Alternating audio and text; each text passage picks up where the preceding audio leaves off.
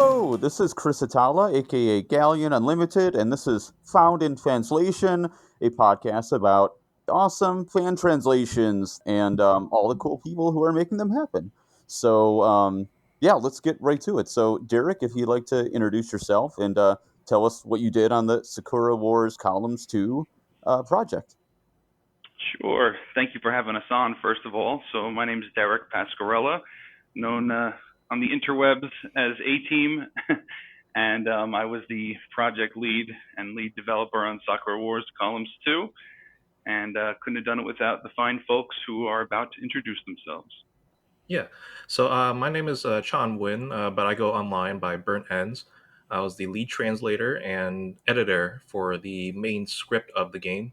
I was responsible for signing off and making sure that all the scripts, all 12 of the scripts, were in line with each other.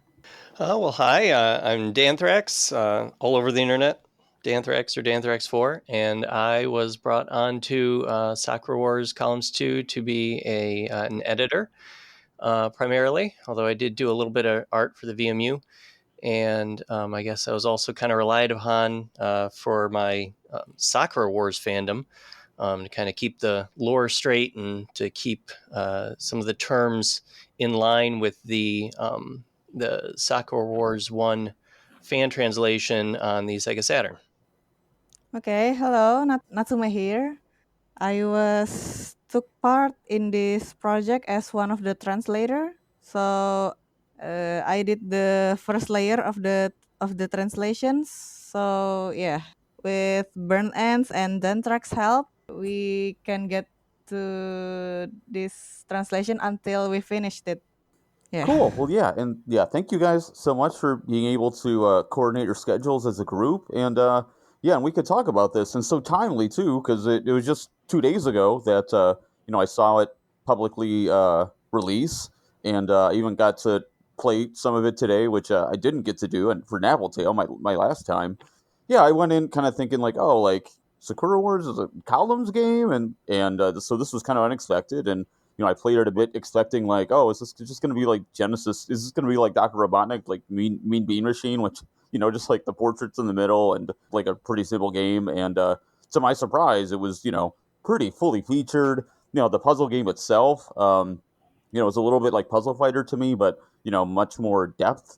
Yeah, all the different modes, like all the different techs. So, I mean, this seemed like a much bigger project than I had any idea. So if any of you guys would like to tell me, how it started, this became the game that you guys worked on to convert to English.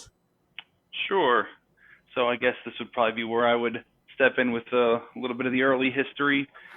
So lifelong Sega fan, Dreamcast, Saturn fan, my two favorite consoles of all time. Always appreciated ROM hacks in general. My favorite game of all time is actually something I never would have got to enjoy if it weren't for the hard work of, ROM hackers and fan translators. And that game, of course, is Police Nuts on the Sega Saturn. Your favorite game? Wow. Favorite game? Yes, I know. Probably not too many who would make that claim, but I'm very proud of that one. I love that game. But yeah, so I have a software development background and just general sysadmin background, and started poking around in Dreamcast games. I guess you could probably thank the global pandemic situation and a lot of the free time on this one. But towards the end of last year, so around before Christmas 2020, started poking around in some Dreamcast games. Neon Genesis Evangelion, Typing Project E, a game that I released this patch for with little fanfare for understandable reasons, was the first thing I ever worked on. Namely because A, from a technical perspective, it was not all that challenging, and B, it's actually a game that I played when I was, maybe 13, 14 years old on Dreamcast, and I loved it, as strange as that might sound. Anyway, did another game after that, Taxi 2, another kind of not so popular game. That was a French to English translation.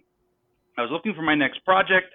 I was a big fan of the Sakura Wars patch for the Saturn. Great game. Couldn't believe that it was finally available to all of us English speakers out there. When I first played it, it was really a wonderful experience to play that game for the first time. And I remember actually playing this they call it Hanagumi Taisen Columns 2 in Japanese. I remember playing it some years ago, decided to poke around in it, and kind of early proof of concept, right? I figured out, okay, I'm able to insert English text. I'm able to modify some of the game assets, some of the images, the textures, right? And so I basically decided, well, this will be the next project. Started posting around on some of the Discord servers where I frequent. And I think Burntends might remember the history a little better than I actually about how I got hooked up with the crew here.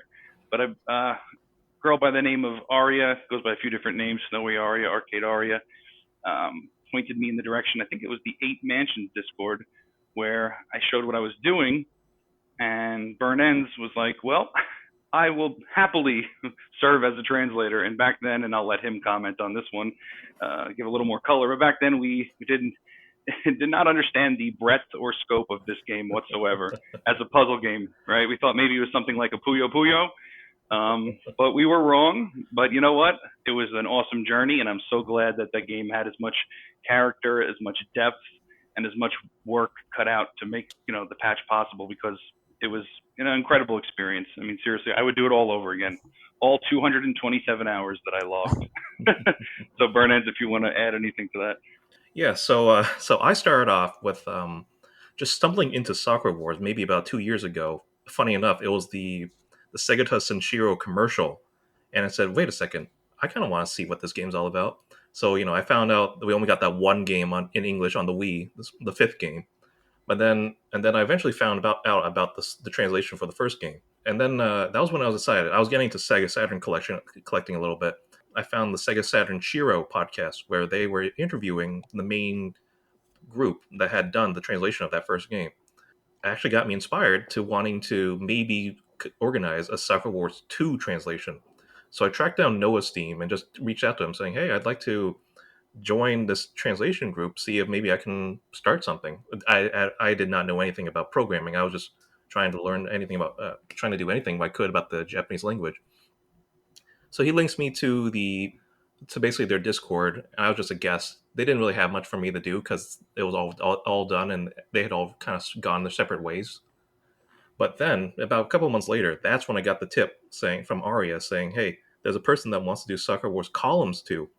I said, "Yes, I'd like to do it just to prove my mettle, see if I can handle the translation." Because the truth is, I'm an imposter when it comes to translation. I don't know any Japanese at all, so it was really just me learning from context clues. Because I'd grown up interpreting what all the Vietnamese translations are, because I come from that kind of background. Yeah, so then once Arya hooked us up, that's when we started working together. Yeah, so going off of Derek's mentioning about we did not understand the breadth of this situation, we thought this was just going to be some plain old puzzle game with a Sakura Wars skin. You get to play different characters. They have a couple of voices. We thought just like the Shonen Red mode was all there was. Just you play columns, you go through the different levels, just like the arcade version, and that was it. We had no idea that there were 12 full length scripts, just as long as like a chapter in the main game, that we had to translate. And so, I had gotten to about two of them. I had done Sumire's and Maria's scripts.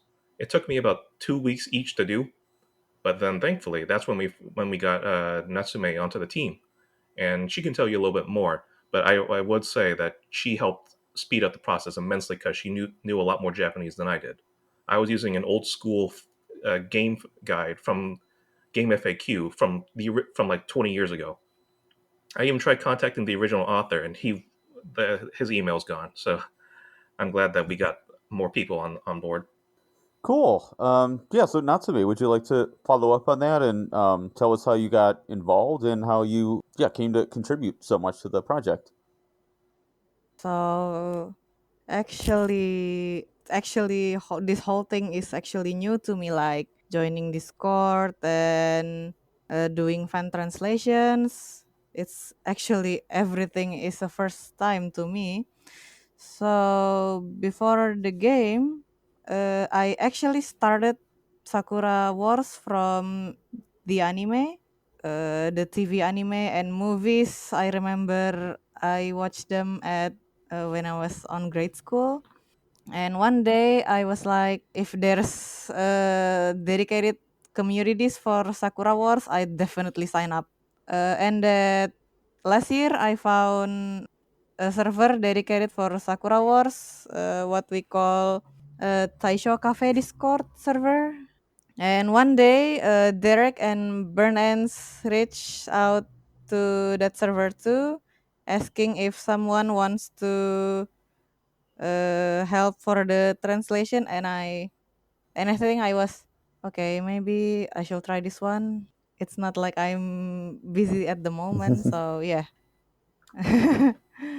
Guess that's my background. Okay, and then it sounded like of the 12 main story scripts were done when you came in, and then so tell me like what you pretty much worked on once you kind of got on board. So when I was started, the story done so far were like Sumire and Marias. I can interject a little bit if you want, Natsume. Yes, thank you. Yeah, so Mm. when Natsume came in, it basically sped up the process in the fact that she would look at the script first, which was all in Japanese. Derek had organized all the individual scripts, all the individual storylines into 12 different Word document files, and they all had the Japanese line by line. So essentially, what our method was letting Natsume take a run at it first and translating as much as she could into English. And of course, so then I came in. I believe that Natsume said that English was not her first language, so needed a little bit of help. But essentially, she got the majority of what the idea was in Japanese into English. Then it was my job to come in and rewrite everything to localize everything, to make sure it all flowed naturally, and to have all the certain lore elements that are working, such as just spelling Ogami's name correctly. Because in the old subtitles, there used to be an H in the name, versus me trying to keep it in line with the original Sakura Wars translation, where we do things like just remove the H, or making sure that we call it the Imperial Assault Troop rather than the Imperial Combat Review, which is what SEGA officially uses for the name of the organization. We're putting a hyphen between John and Paul. Yeah, that was if we jump ahead a little bit, 90% of the way through, we had to make a decision finally to put a dash in the name of Iris's teddy bear, John Paul. I had forgotten completely that there was a dash, but then when we finally got to Iris's storyline, which was the final one, she says it the entire time. So we had to finally bite the bullet and go back and change every instance of John Paul to have the dash in the middle. Cool, and I'll definitely have a number of localization questions for you guys because that's the area that I'm kind of most familiar with, both from my like trade and my work in fan hacking. So yeah, I'm really looking forward to your anecdotes and your kind of overall approach with all that stuff. And Danthrax, I didn't forget about you. If you'd like, yeah, again, like tell us how you got involved and kind of the scope of what you worked on once you came in. Yeah, so they were posting updates. I think it was in the Shiro Discord about how the translation was going, and like I was excited about it. Being a Sakura Wars fan, I played the fan translation of the first game on the Saturn last year, shortly after it came out, and I loved it. And so when I found out another Sakura Wars game, albeit Columns 2, was being localized, I was keeping an eye on it. And one of the updates came out, and I think I gave a suggestion, like an editing suggestion, because that's what I do in real life. I work at a newspaper and I proofread and I lay out newspaper pages and that sort of thing.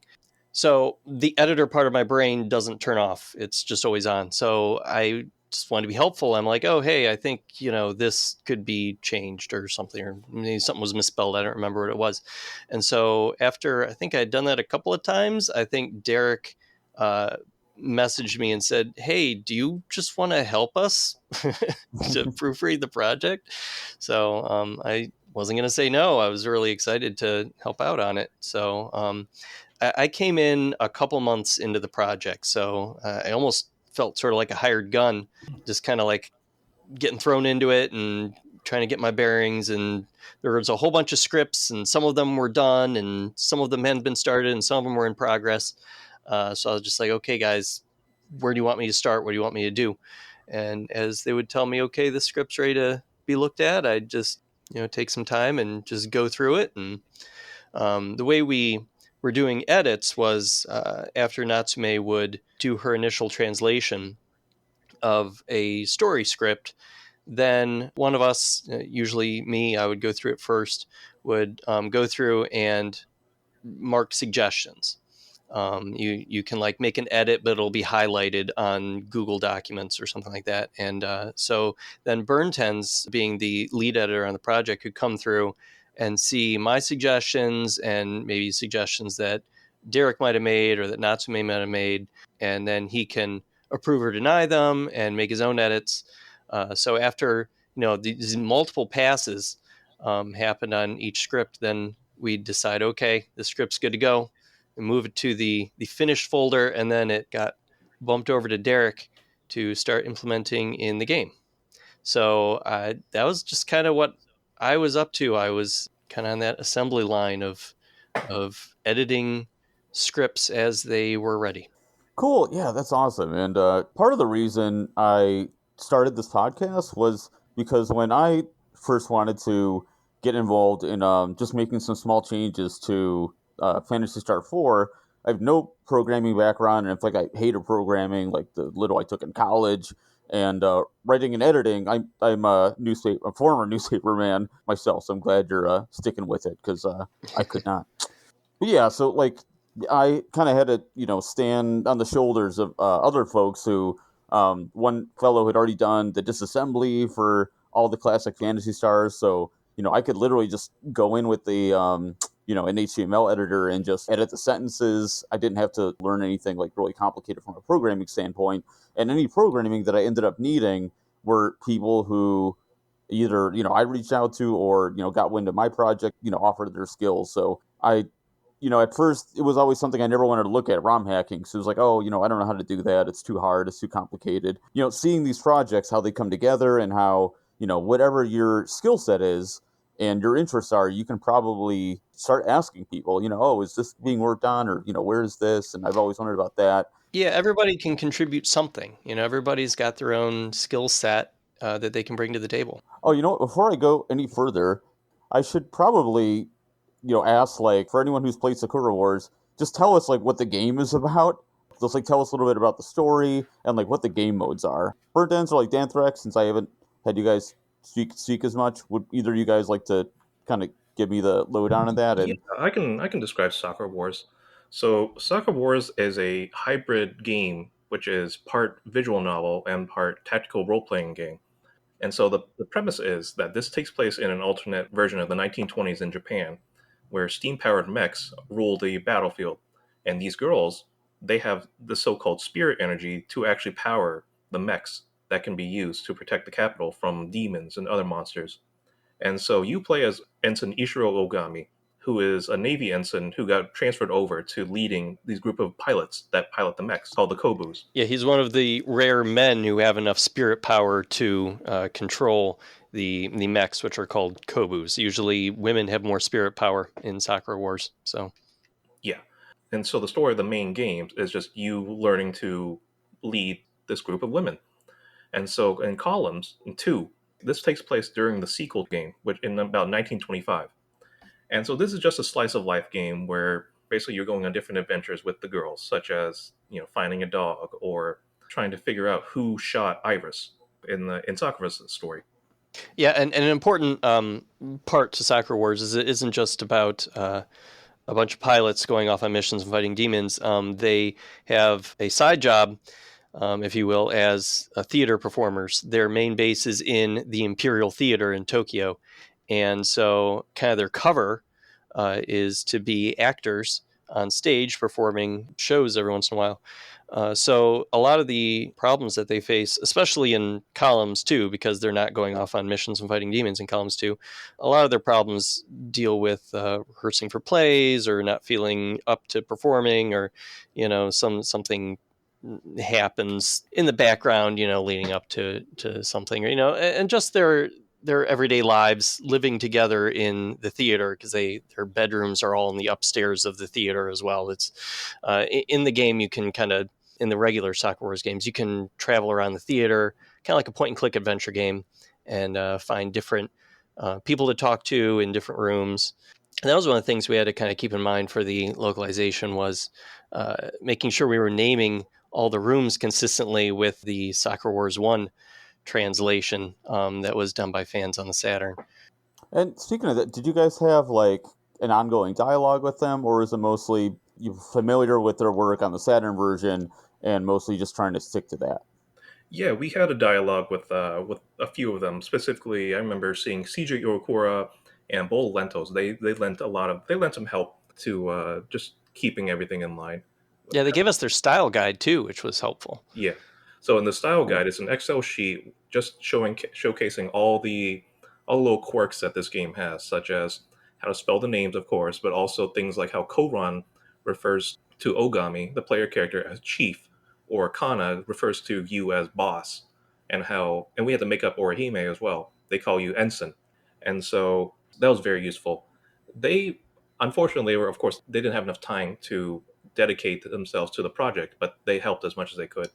And not to be, I'm curious since you are familiar with more of the universe, the anime and stuff like that. How do those Sakura Wars that you were familiar with when you were younger?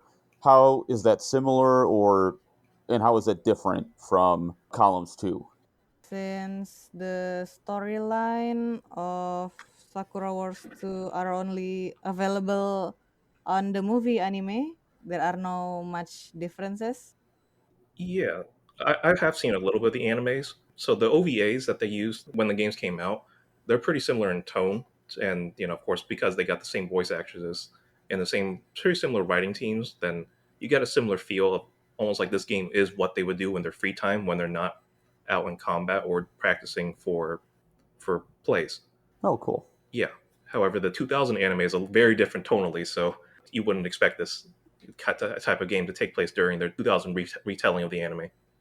Okay, cool. I think that's really helpful for anyone who's maybe not been able to play either game yet. I could tell from the translation, it's a quality work that you guys have put out. Thank you. I've played many fan translations, and I've even offered to, help edit on a couple of them. A lot of people just don't understand like why you, kind of need that extra, that writing and the editing voice. It's like, well, why don't you just translate it, literally, or yeah. So I guess one good place to start would be, what were some of the hardest things to translate? And it could be either stuff that Sega has, established with those few official translations that they've done, and you guys having to go in a different direction because you just felt that's the best thing for the story, or some judgment calls that you guys just had to make in terms of the script in general. Probably the hardest parts of the translation, which is probably common among other translators, is probably jokes and that only work in Japanese. And also, all right, so the hardest parts was probably sticking with what the original translation team did for Sakura Wars 1 and keeping it with, I wanted to keep in line with what they use for all the lore. That's just basic stuff. Of course, remembering how to spell the names, how to refer to the organization. However, the hardest part I think was writing, especially for Orihime, is all the jokes because she makes a lot of references to cultural references that only work in Japanese. I know Natsume can probably comment on this, but we had to work very hard on not only does she do jokes, but also puns. And on top of that, she's never been in an English game. She's only been in one movie in English, and that was it. So we had very little to go off of to try and figure out how to both characterize and localize the jokes that she made because they just were super hard. You couldn't do a literal translation, otherwise it wouldn't make sense. It would be a non sequitur in the middle of the script that we're trying to make accessible to English speakers. Yeah, Natsumi, how did you approach that character and kind of her speaking style when you put down your English translation? Okay, at this point, I had Japanese background from college. In my head, I had to do two times translation. Since I'm Indonesian, the first one I translate in my head, like from Japanese to Indonesian and and from Indonesian to English, something like that. So the hardest part is actually, yeah, jokes and puns. So I discussed with the whole team like, hey, what should we do with this one? Like, yeah, it's really hard. When we translate it to English, it doesn't make any sense like that. Is that right, Burntends? Yes, yeah. The one example I can remember was in Kayama's storyline. She stumbles into the what's going on, and she makes this weird reference to luck of the string. And she's going, "Why do Japanese care so much about luck of the string?" We're trying to figure out what's going on. Because on top of her making jokes, she also gets figures of speeches wrong. What she was trying to refer to was a string of luck. So we had to figure what's going on there. Yeah, part of it is we had to get the jokes first before we could translate the jokes. Yeah, yeah. Natsumi, can you recall any other specific instances of like, and give us kind of like a look at what that translation process was like for you? Can you remember any like specific jokes and how you handled it? Maybe. Natsume, what about the Taki Alti? Because Orihime's Yes, actually yes, I want to say that Right, too. that one. so she's actually Italian, right? So that's my background. So I was so happy when anything I could offer in the language department, right? Because I'm doing all the technical stuff. But these guys, and I'll just interject it here, and then I'll let everyone keep going. But I was so amazed, and I'm so proud of watching these three work and the way that they localized puns, cultural references, jokes. I mean, Chris, you played through Shonen Red mode. Wait till you check out the story modes and you read. I mean, maybe this is just like how every parent thinks their kid is the cutest, but I'm telling you, it is like a pleasure to read through the scripts in this game. The job these three did. I mean, it's honestly, it's art. So anyway, I'll shut up, but go ahead, Natsume. Okay, so back then, Orihime make asking what is takoyaki, and we can choose two options, like an option where Ogami would make joke out of it. He can say in Japanese, it says about, yeah, local puns. Sometimes they make puns from, I don't know what, guys, what do you call it when homophones, like homophone puns, Yeah, I guess. homophones. Yeah. Oh yeah, Yeah. yeah. So I the first part is I try to reach the others, like, guys, what should we do on this? Like, it makes sense in Japanese a bit, but in English it doesn't make sense. Is that right? Yes, yeah. And I guess we could do a little more of a clearer version of the puns that we were trying to localize. In Rennie's story, first she's trying to find the dog, and so canonically for her, she calls it Hund, because I guess that's German for a breed of dog. I remember specifically in Natsume's notes, she wrote how in the original script, the word that Ogami confuses Hund with is some Japanese word that means futon. So Ogami goes, "You're looking for a futon?" So I know Natsume came up with another idea, which is Ogami says, "A hood? You're looking for a hood?" And then that's when Rennie goes, "No, hund." So similarly, of course, when we talk about the takoyaki, that's when we decided to use takia alti, which is Italian for high heel. And it was just how Ogami is messing with Horihime. That's sort of our thinking when we were localizing all the puns. Yeah, just like make a joke that will get that same effect in an English reader. You're reading a joke. It's just not going to be the exact same joke as the one that was made in Japanese because there's just no way to translate to English. It won't make sense. So it was just more important to us to do something that made sense. Yeah, and I forgot even like the international background of all the actual characters. So yeah, I could just imagine like what a nightmare that is to try to figure out. What makes the pun kind of difficult is, like, yeah, Japanese people love to make puns out of homophones. So what we try to aim is how to make the similar sense that in English localization, which maybe English people like don't use homophone puns as often as Japanese. So it's quite homework to us back then. Yeah. Yeah, Yeah.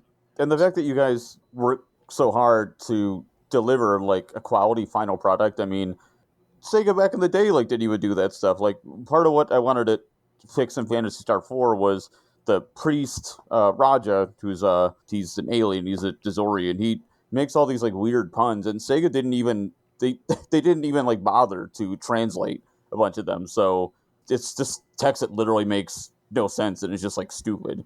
So, and I could definitely see like the quality of your work and everything. I played through Maria's story mode, yeah, I mean, it's well written. The text flows. It's really good, and I could tell how much from just playing Maria's story. I was like, oh my god, there's so much more text and story in this game than I would have guessed from it, being just a columns game. Yeah, I mean, it's basically like playing a Sakura Wars full-on game, but maybe without the epic story behind it and without the like strategy RPG battles. But I mean, as far as all the dialogue, there's so much of it. It's like you're playing another game, which I think is the coolest part of this. It's you get to just kind of immerse yourself in more of the Sakura Wars universe. You get to spend a lot more time with all these characters. Yeah, I could imagine. Yeah, not only that, so it sounds like you guys started this at the beginning of this year, and it's out 5 months later. Is that accurate? Yeah, the first hacking of the game I started at the end of January. I believe it was exactly January 25th. If I look at some of my early file timestamps, probably was what, Burntends, like a week after that I joined in on the 27th of January. Oh, 2 days later. Yep. Mm-hmm. And then, I mean, much to probably the dismay and torture of these three, I don't know, it's just kind of my style. I was like, well, guys, I'm moving fast. I'm working hard. Probably won't have time to commit to this in the near future. So if you're with me, we're going to do it.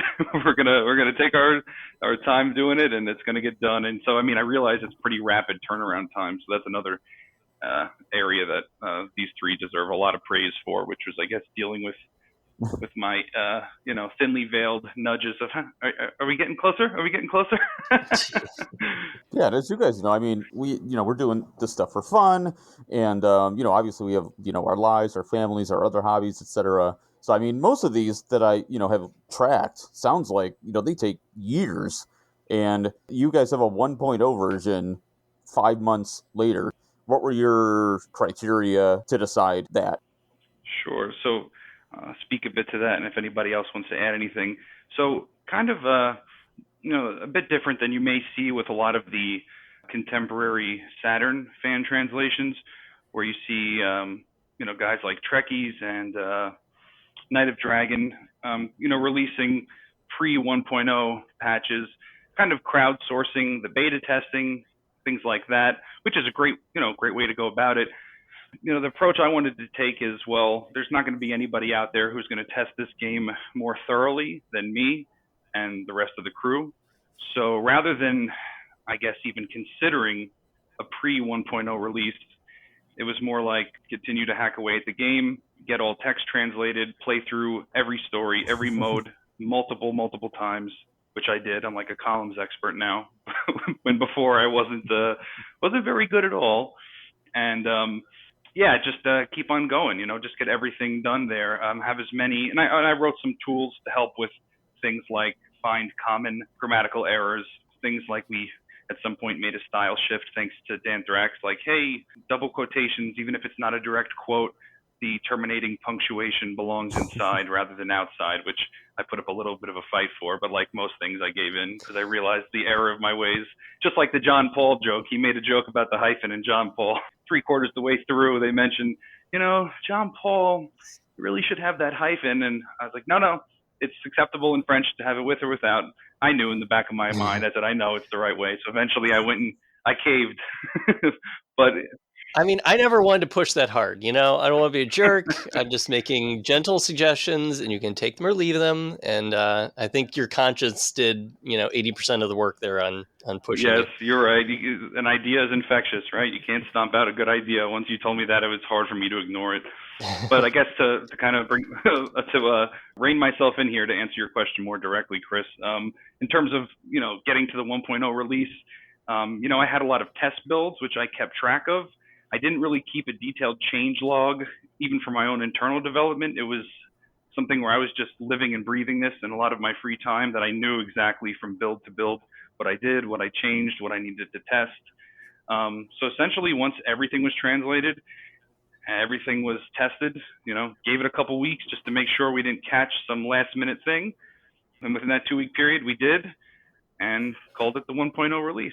Similar to like how maybe the Police Knots patch was, where they had the 1.0 release and then they did a 1.01 not long after to fix a few very minimal typos, which, by the way, we're going to be doing as well. Because even after all that testing, I actually caught 4 or 5 little mistakes. So there'll be a 1.1. Oh yeah, But yeah. it's just inevitable. I really thought I said you can ask these guys. I said, we did so much thorough testing. I would actually be shocked if anybody found anything. And nobody did. I did. I found all of them. That was funny. So yeah, that's kind of the development process. They call it agile. Gotcha. Yeah. So from the localization standpoint, was there anything else that you guys specifically wanted to highlight or talk about before we move on to like programming? It might be something where, and I appreciate you trying to keep it in organized segments. I'm just wondering if nobody has any particular anecdotes, maybe it would come out naturally. But I think the localization stuff is probably the more interesting thing that people want to hear about. So I encourage them to think about it. We don't have to jump into the nerdy stuff yet if they don't. And it's like I always wonder about that too. Yeah. Just because I kind of assume most people in the ROM hacking scene are probably more from the programming side. So my interest is really from like the language standpoint because it's just what I do and I'm more familiar with and all that. So I kind of assume most people probably want to know a little bit more about like the programming and the development, but it's really whatever, anything that you guys are passionate about, anything you guys that you're interested in, is going to make it sound interesting pretty much, on these kind of podcasts. Well, I can tell you one thing from the translation localization, corner. The identifying of kanji and other, katakana and hiragana characters that are used not in text, where we can actually extract and maybe identify through machine translation, things like that, but actually as part of images, right? Using different OCR methods to, determine the characters being used there, but then also having to pitch to the team, like, okay, guys, I've got a 64 by 64 pixel square, and it's got one kanji character that somehow I need to fit a meaningful English abbreviation or word into to decide whatever, or little things like when you go to play a columns battle match and you have to choose your fight style or your combat mode, and there's like these different elements, wind, fire. Oh yeah. Right. The element style was definitely one of the earlier oddities that we had to deal with in the beginning. Because you have to think those graphics, right? That's and just the preface, right? So this game, especially because it aims to be authentic to the era, that Taisho era, which you'll see pop up throughout story mode. Actually, every story starts with the sentence containing the word Taisho era. There was nothing in English, whereas most Japanese games, the main menu might be in English. The save menu might be in English, right? Things like that. Common icons and menu entries throughout the game might be English. In this case, nothing except press start button, and I think like two of the labels on two of the character portraits, Rennie and Maria. Was it Maria Burntends? Yeah, Maria. Oh, Maria's in Kana, I think. Oh no, in that case, Iris. Yeah. So those two written with Latin characters, not even English necessarily, but Latin characters. So everything, right? So even like those element styles, that was my art, which I actually am pretty proud that I managed to make those look so good. But things like that. Yeah, they look great. Yeah, they do. Thank you. It's like you could have just done Times New Roman or something like that. But yeah, just the artistry, I definitely noticed that. And as I was playing it seemed like so many of these were backgrounds that you guys probably had to edit and like paint in text rather than program it in. It seemed like there was like tons of graphics that you had to put English into. Yeah, a lot like that. So I mean, the majority of graphics I did, but then some of the really nice looking stuff, you'll notice like if you're playing and you get that Shonen Red Scramble, stylized text pops up, or new record, or game over, and it's like really nice looking stylized text. I tried to take a crack at it. The consensus was nice try, but it could look better. So I got what's his name there? Griffiths the Eighth, I think he goes by. I believe he's South American or potentially even Spanish from Spain, and he works on fan translations into Spanish. He actually graciously offered up some time to do those. So there was like assistance there, and also that custom logo you see on the title screen. There was two people. Burntends, are they from the Taisho Cafe Discord? Inapets and Small Nerd? Yeah. Yes, they were in the Taisho Cafe Discord. Yeah, Inapets and Small Nerd, they did that custom logo, which also if you use this game with GD menu. On a GDMU, you'll see it in the main menu for like the PVR disc art. You'll see that custom one there. And then another guy, English fellow named Animated AF, he actually did the Boko Dream Master English translation. I showed him a few things on Dreamcast ROM hacking, and I saw he was a great Photoshop artist. So I said, quid pro quo, buddy. Want to help me out with a couple things? So if you notice those speech bubbles that you get, which was kind of our clever way to subtitle certain images that didn't really look good with traditional subs at the bottom. If you see the speech bubbles in Shonen Red and director mode, he actually did all of those. And then Patrick Trainer from Shiro Podcast, Shiro Media Group, he actually put the subtitles into the FMV trailer that plays if you leave the main menu idle and goes into a track mode on its second cycle. There's actually like a trailer, kind of one of those coming up on the next episode of Sakura Wars type things, and he did the subtitle encoding for that video. So a lot of help in the graphics department, right? If I'm not good enough, I don't want the game to suffer. I want to get the help.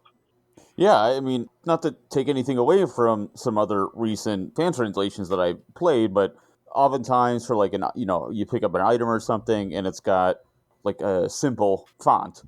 Yeah, I mean, everything looks so professional, in Sakura Wars Columns too.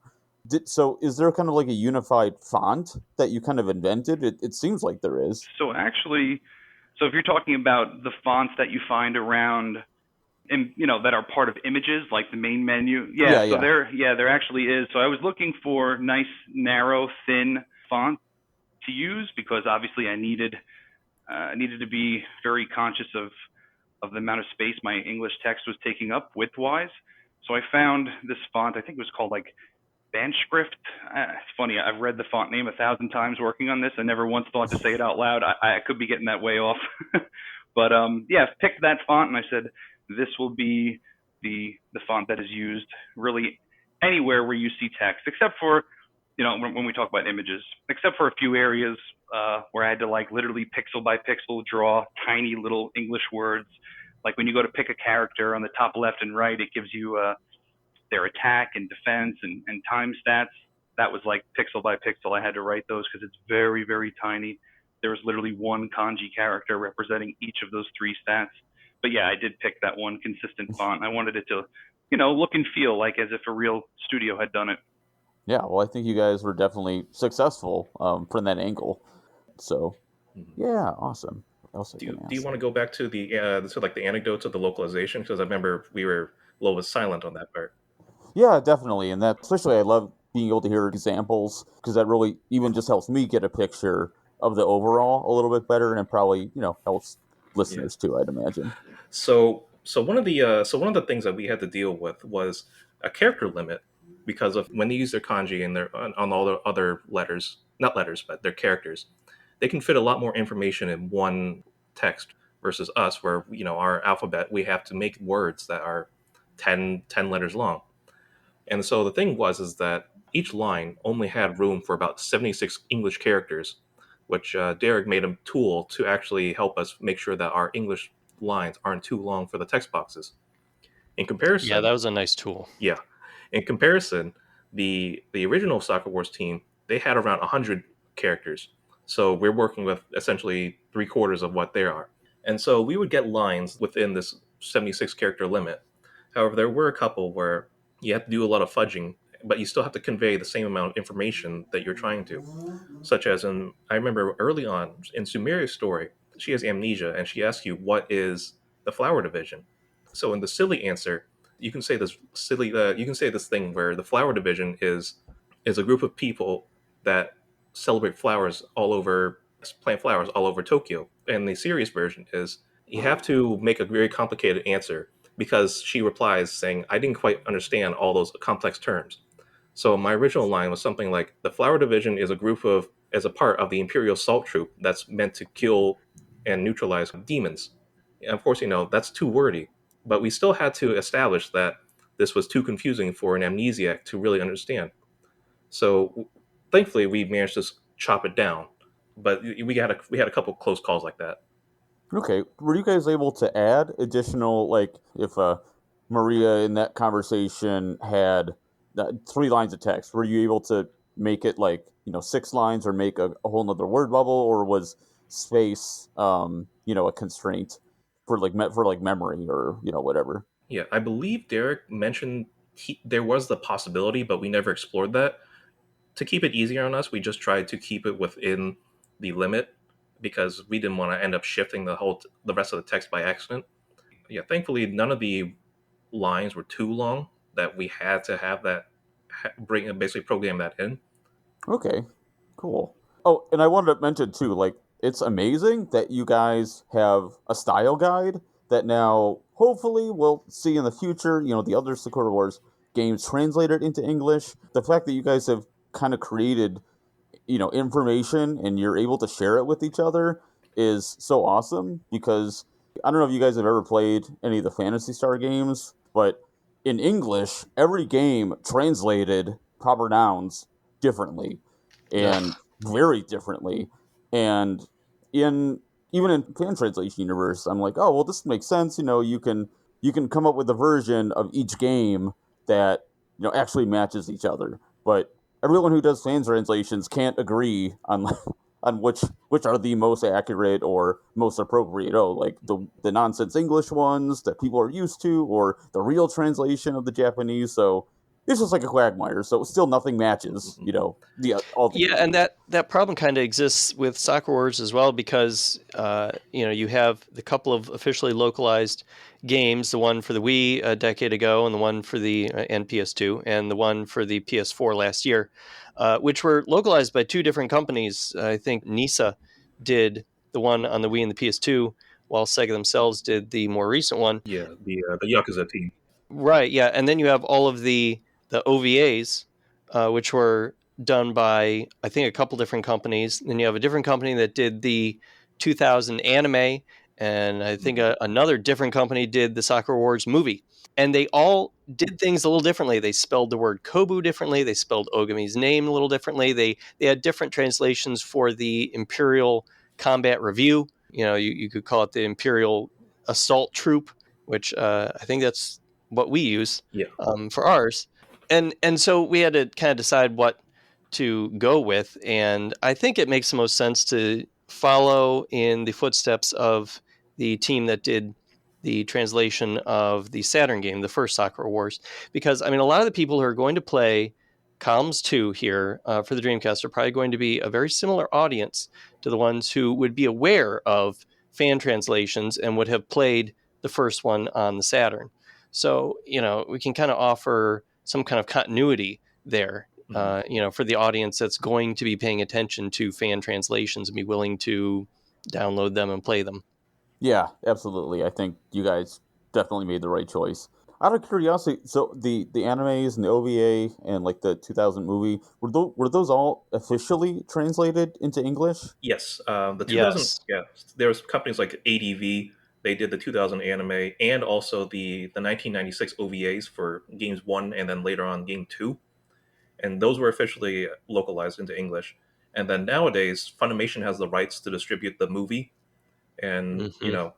yeah, to further elaborate, to further showcase how weird there's like no consistency between it. They spell Rennie's name wrong. They spell everybody's name wrong on the back of the cover of the movie. They Brother.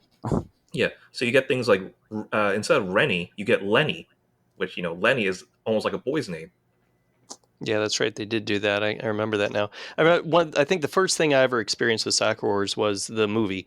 I saw it at a used games and movies store for I don't know, $5 or $10 or something. And I was aware of Sakura Wars vaguely from I had just bought a Saturn in 2018, and I'd heard about the game, and so I was like, oh, I'll check out this movie, and so I got exposed to how it did names and that sort of thing. And then so when I started kind of looking at the series more and collecting a few more of the animes, it was very confusing to see different names and for things and different spellings and that sort of thing.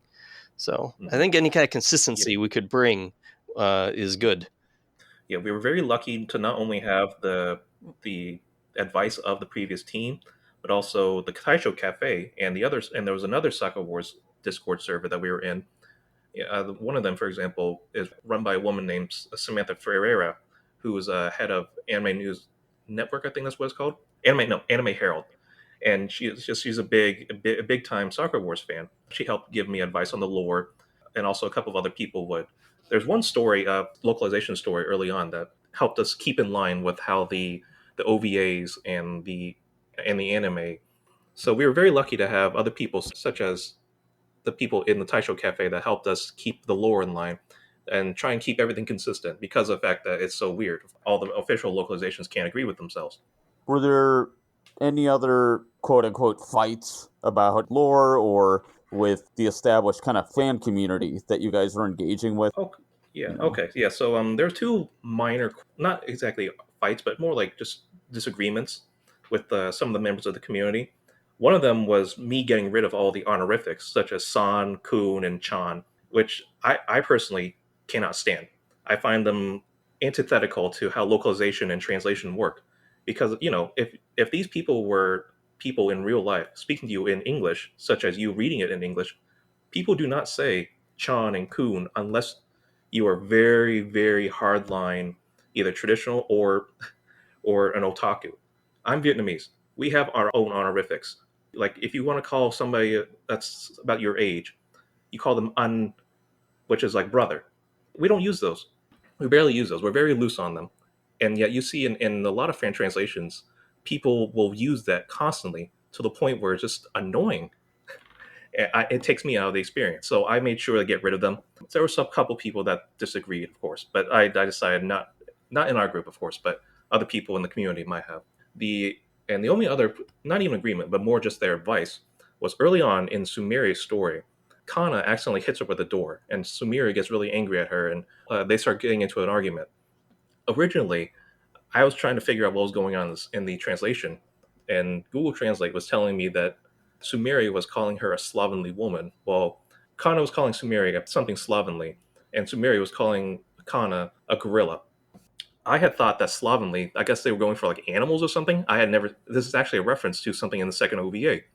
Turns out what Kana's really trying to say is she's calling Sumeri a prickly cactus woman, which was something that the people in the community helped point out to me, which is something that's referring to a scene in the second OVA where she gets a cactus and she starts calling Sumeri just like that cactus.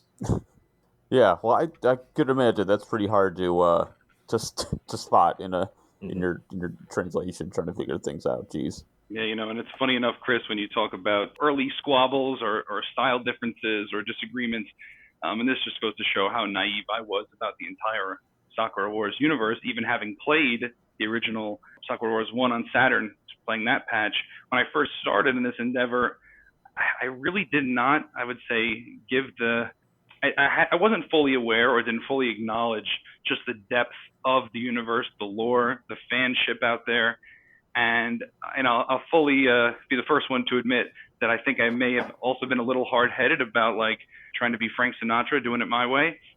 And I remember a couple times hearing early suggestions like, well, it really should be like this, and such should go that way, should be called that.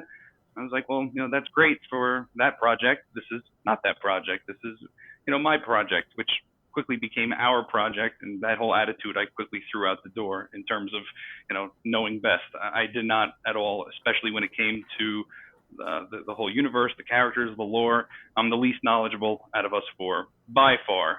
So it's just funny because it's like it's just par for the course, under assessing the complexity of the game, and then underestimating the complexity of the lore and the universe, right? So I just thought that would funny kind of thing that quickly took a 180 on early on.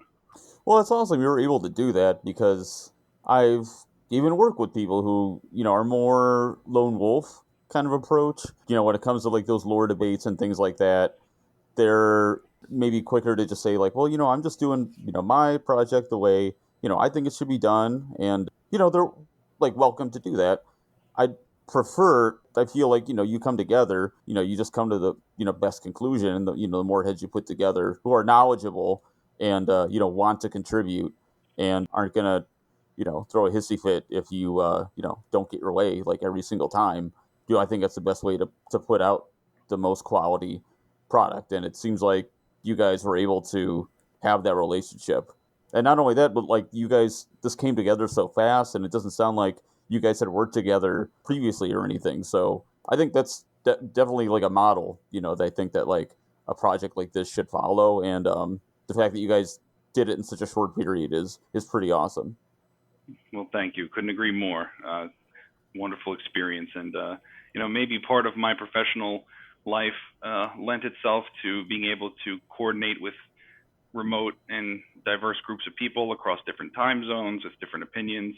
I work for an international company, and I've collaborated with people I've never even met in person on very complex projects.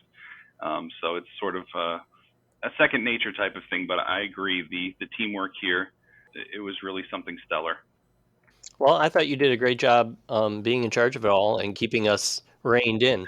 And also being so keeping us in line and making decisions when they needed to be made and being flexible, on things and hearing us out. I thought you did a very good job. It was a pleasure working under you.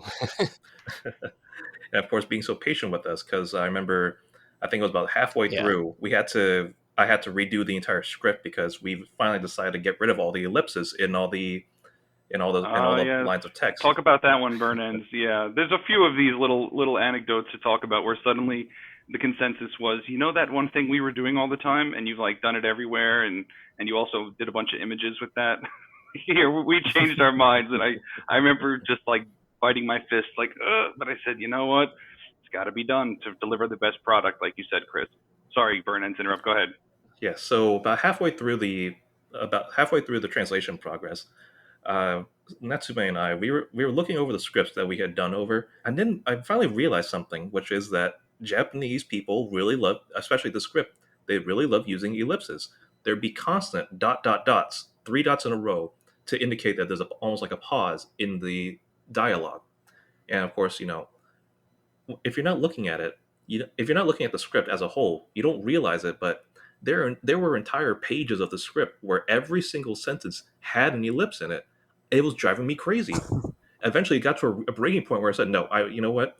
Not to keep going on, but from now on, we got to stop. We got to get rid of these." I had to, meanwhile, go back into every single one of these, basically rewrite the scripts just to get rid of all the ellipses to make them sound better, whether it be with commas, because commas barely exist in, I guess, Asian languages, definitely in Vietnamese, and seemingly so in Japanese.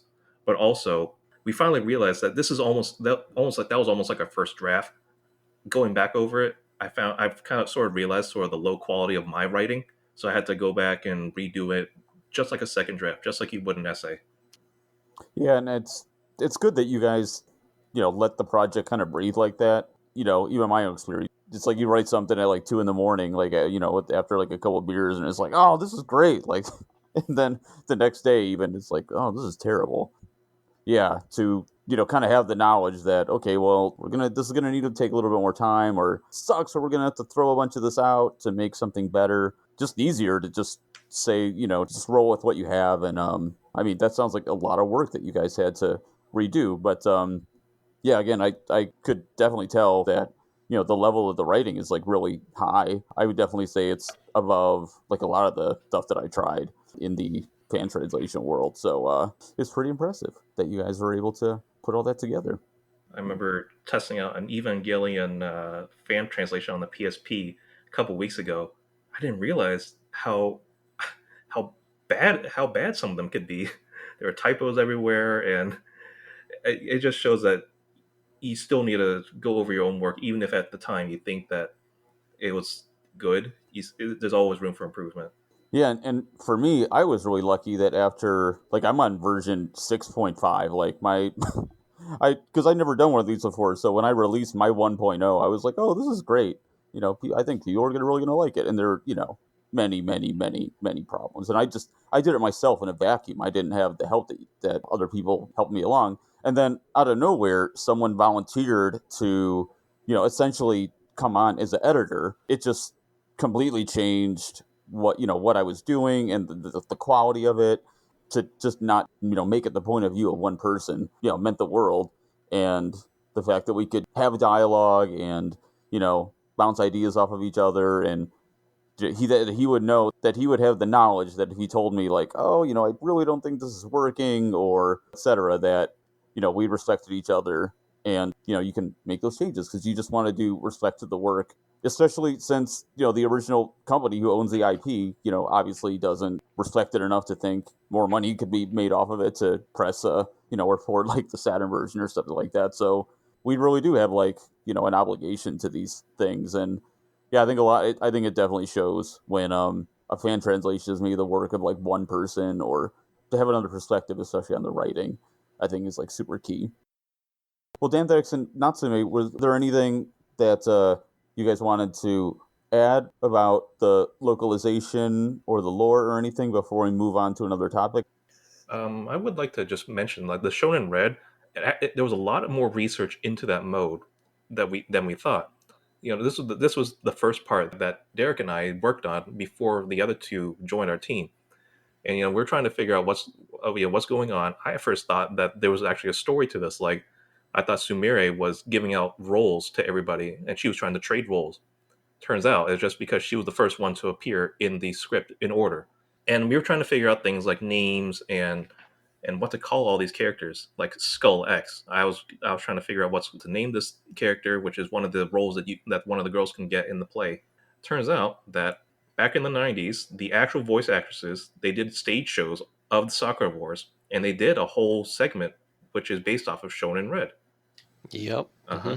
And Oh so, man, I remember reading about that. I think a Game Fan or something, and just mhm. being so angry that we didn't get any of this in English. So wow, so that's awesome. Yeah, I'm not sure if it's a chicken or the egg thing, where if it was a stage play or the game that did it first, but essentially, the Taisho Cafe showed me the play that they did, and that's where I finally got the finalized names. Because at first I was calling it Red Shonen, and the mode Zoro Shonen Red, because that's what Google Translate was giving me, and I couldn't find any other reason why not to call it that.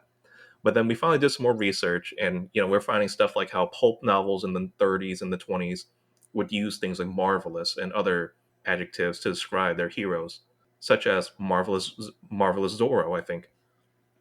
And yeah, we were just finally getting all the names, such as the Doctor, the main villain, and even just the random goon, which we call, I think, random goon. The henchman? Yeah, the henchman. That's what it was, the henchman. Yeah, yeah. It must be like a pretty positive community too that you guys are engaging with. It doesn't sound, a couple bad apples can spoil a bunch if they're, a little more opinionated, or a little bit more dismissive of other people. It sounds like you were able to engage each other, really positively. Oh yes, the community as a whole is generally very positive. I think what it is that they're so desperate for these games to come out that they're willing to put up with my shenanigans, such as using Zorro instead of Marvelous and stuff like that. But in reality, it's just that they're very helpful with, and they've been doing fan subbing of this. They've been doing translations of their own of Sakura Wars for years, such as subbing the stage plays and all the books and all that stuff, which is Oh very wow. helpful. I know Natsume was thinking of translating the novel. Is that right? Natsume, were you mentioning that you were going to translate one of the Sakura Wars novels or something? You were mentioning that with Ozaline in the Taisho Cafe earlier today. So she also Ozelin, well, she originally want to translate the rest of the comics that was stopped in the West, I Oh, think. okay. So I was like, ask her, is it okay if I join? And yeah, she said Well, if you yes. need a positive reference from me, you got it. Yeah, and so the community is very helpful because they've been translating all the stuff for years, and they're always welcome to help out people that are translating more of the stuff because of how much they want the stuff, because of how much they want more stuff to consume.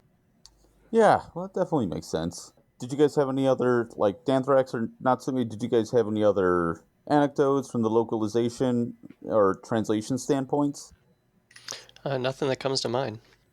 There was one more joke that we had to. There was one more like I guess pun that we had to localize that I was really proud of their team coming up with.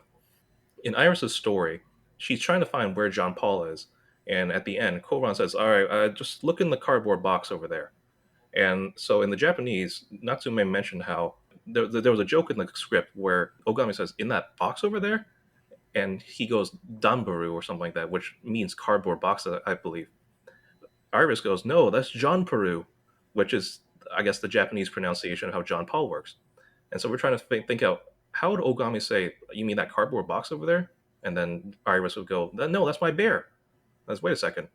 That kind of I remember thinking to myself, wait a minute, that box kind of looks like a beer case. So I said, what if we made Ogami say, "Hey, you mean that beer case over there?" Then Iris would go, "No, that's a bear box." Nice. Yep, that was a good one. Hey, don't forget this too. Yes, For the I remember. localizations, the story mode title screens. Those are gold. Oh, Before we ever move on, Oh, you yeah. guys should talk about some of those. Like, so just real brief before they get into it, right? So obviously in story mode, the dialogue starts, it sets the stage a bit, and then an image is displayed on screen that has the original Japanese title for each of the 12 stories. And funny enough, if we get to the some of the more technical stuff, these were amongst some of the original assets that were locked away behind some proprietary compression method, which was later defeated. But subbing each of those images, not overwriting the original Japanese because that would be very ugly, but just putting the English underneath it, right? That was like a really cool breakthrough for us to be able to see that. But then the challenge became, as they're about to tell you, it's like, okay, so how do you take these Japanese titles and give them some sort of small, condensed, distilled down, English equivalent that still conveys the point of the story, but perhaps, still has a little bit of a haha kind of tone to it, or a sense of humor, or a joke in there, whatever the case may be. And honestly, some of those are my favorite things that we did. So go ahead, guys. yeah, that's amazing. Do you remember if the names that we came up with were actually like close to what the original Japanese translations were, or I don't know. Maybe at the Wind Division ones, like the dinner at Rengate. right? Yeah, yeah. I remember Natsume doing some research, and we found out it's just crazy stuff, like just how Regate is an actual restaurant that still exists to this day. I think what it was is just it was just trying to figure out like an appropriate name for not only the story but also the characters. Because I'm looking at the script for Koron's story, and we came up with Invasion of the Body Snatchers, which is of course almost like a Swapper, sly yeah. swapper. Oh yeah, Body Yeah, Swapper, Body Swapper. Yeah, and so of course Koron's almost like a mad scientist from a B movie. So we're thinking, what if we try and make the title like a B movie title, which is referencing that infamous, I think, 50s horror movie. Frequently remade. Yeah. Yeah, we had we ended up kind of having puns and references in most of the story names. Like Rennie, she's we mentioned earlier that she was looking for Hound, a dog named Hound, and so her story name is Hound and Seek. She's looking for a dog named Hound, or like we've got Iris's story. She's looking for her stuffed bear Jean Paul. So the name of that story is "Wherefore Art Thou, Jean Paul?" She's searching through a theater for her Jean Paul. So, which on that one, I did point out that "wherefore" does not actually mean where. It actually means for what reason. And I definitely was voted down on that one. Everybody was like, nobody's going to know that. Nobody's going to care. It sounds good. We're going with "Wherefore Art Thou, Jean Paul." And I was like, you know what? Great. That's You let the fine. secret out. Yeah, now everyone will know now that I spoiled it in the well, good podcast. job. So sorry, guys. Well, the thing is, we were saying that it almost doesn't matter anymore, the original meaning. I mean, obviously it does. Right. I'm as pedantic as the next person. Believe me, I know it matters. But if the general pop culture hears that and thinks one thing, we're playing into that, which is kind of where we were going with that one. But yeah, I thought that was great. Or like Sakura's story was a murder mystery theater, kind of like a play off of Mystery Science Theater. Yes. Yeah, and there are murder mystery theater productions, where you like you have dinner and there's like a play going on around you, and you have to kind of figure out who performed, who committed a murder, among the crew. And I mean, Sakura's story is all about she thinks that she's come upon a murder scene and she's trying to figure out who did it. So it works. It was just a little more fun to come up with story names like that than just have something kind of cut and dry, exactly translated from what the original Japanese story names were. Yeah, again, I'm really glad that you guys let yourself do that. You were saying before, with the Japanese honorifics. I just think the same thing. It's like you're localizing. You want it to be. This is how someone would say it in English. If they're a native speaker, and you wouldn't use those variety of honorifics. And understand when people keep them in, but I also think I bet there's a slightly better way that you can convey that same meaning, but to do it as a native English speaker would Right. do. You just have to be a little more creative, and a little bit more liberal with the language. Right. And plus the fact that you guys were willing to have like a little bit of fun with these and everything. That's the way to do it. Yeah, I mean the whole game is very lighthearted, so it makes sense to have the localization be lighthearted too. Yeah, now I got to play all these other stories because it's like apparently I picked the most boring one because it's like they're just going around making everyone go to bed, and they end with like a glass of wine. Oh Maria yeah, and yeah. Rennie's is probably the most boring one. oh Well, that was Maria's, wasn't it? Maria's, yeah, she's going around with Ogami, just putting everybody to bed. yeah. Yeah, no, I think Koran's is probably the wackiest with the crazy body swapping invention. That was her story, wasn't it? Yeah, it's probably the most unique because it's like the only time that Ogami has lines in the game. Like voiced. I'm actually partial to Yoneda's story, even though everyone thinks it's slightly creepy. I thought it was so funny. The desperation in this man. Oh my god! I audibly laughed playing through that story. I'm laughing now. Yeah. Oh man. Yeah, at first it's funny, but then if you like get into a little bit more of the lore, you'll see that Yoneda is like the father figure. He fought alongside Sakura's father during the First World War, and then you see him willing to have the idea of maybe she was the one that gave him the Valentine's gift, so he'd be okay with having her as like a girlfriend. It's a little bit. This is where I'm happy A little to bit. be naive. I'm blissfully ignorant. Yeah, was there anything else in the translation, I guess, that, was a question of, is something perhaps that's just more okay in Japanese culture? Like, should we self-censor? Yeah, Oh, yeah. yes, there was one moment of censorship I had to put in. In Iris's storyline, she's Yeah. looking for John Paul, and Ogami says, "Wait a minute, let's look for where you left John Paul first. If I remember correctly, you went downstairs to the changing room with Yuri, who was one of the secretaries."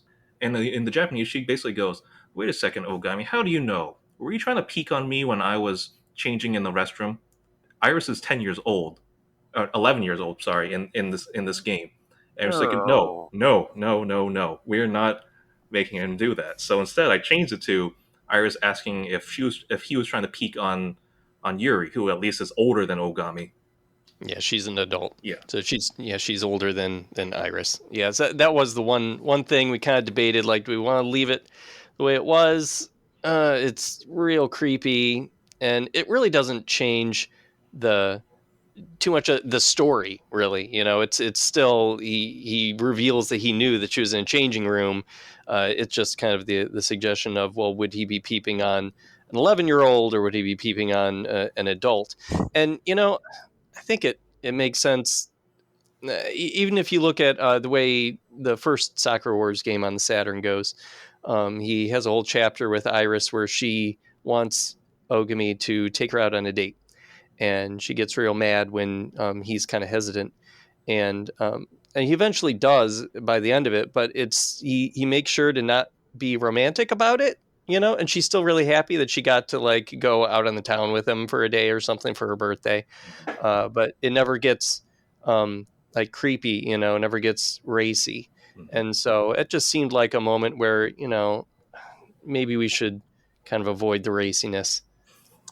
Yeah, yeah. Usually, I think the most important thing is to have a conversation about these things instead of just outright saying like, "Well, I'm doing a literal translation, and this is in the Japanese version, so this is what we have to do," and you're not being pure or whatever if you change that.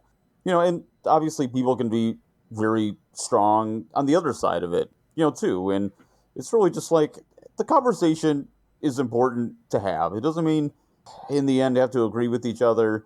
Just the conversation is worth having, I think. So that's cool that you didn't even have to do that much work on the game, but I think that makes a lot of sense that you guys made those choices. Yep. Not a hill that this team was willing to go and die on. We have to keep Chris Hansen at bay, right? Yeah. Yeah. There actually, I remember this funny little story the translation team mentioned of the original game. In Iris's ending cutscene, originally they weren't going to have the cutscenes translated. They were just going to have like a companion a text file. And at the top of Iris's translation is a picture of Chris Hansen. Oh, that's right. Oh my no. gosh. Yeah. And for those listening at home who don't know who that is, might be for the better, but you can always Google it. Anyway. Yes, well, that was. I think it's a good bookend to end on like the localization area.